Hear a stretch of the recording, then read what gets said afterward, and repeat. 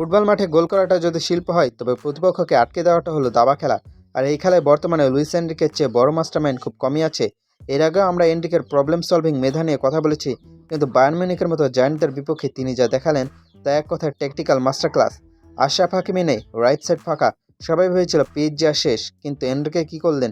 চলুন আজকের ভিডিওতে সেই স্মার্ট ট্যাকটিক্যাল সেটআপের ব্যবচ্ছেদ করি।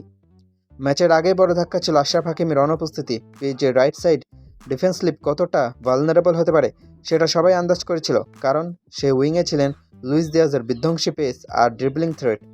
যে কোনো সাধারণ কোচ হয়তো সেখানে একজন বাড়তি ডিফেন্ডার নামাতেন, কিন্তু এনরিকে হাঁটলেন ভিন্ন পথে।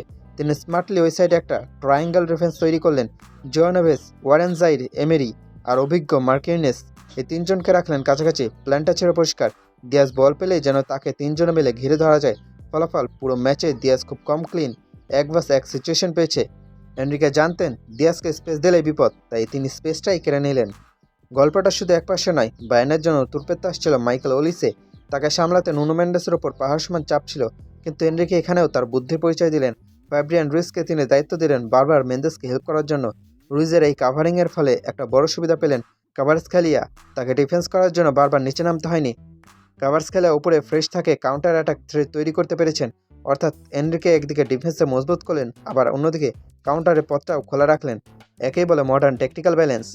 অনেকে বলতে পারেন পিএসজি লিডে ছিল বলে এই প্ল্যান এক্সিকিউট করা সহজ হয়েছে, কিন্তু ভুলে গেলে চলবে না, সে মহামূল্যবান লিডটাও এসেছে এনরিকের স্মার্ট ট্যাকটিক্যাল সেটআপ থেকেই। লিড পাওয়ার পর ডিফেন্সিভ রিজিডিটি বজায় রাখা এবং বায়ার্নের মতো দলের উইং প্লে নস্যাৎ করে দেওয়াটা মোটেও সহজ কাজ নয়। এনরিকে প্রমাণ করলেন বড় ম্যাচে নাম নয় বরং মাঠের পজিশন নিয়ে আর সঠিক প্ল্যানেই শেষ কথা বলে।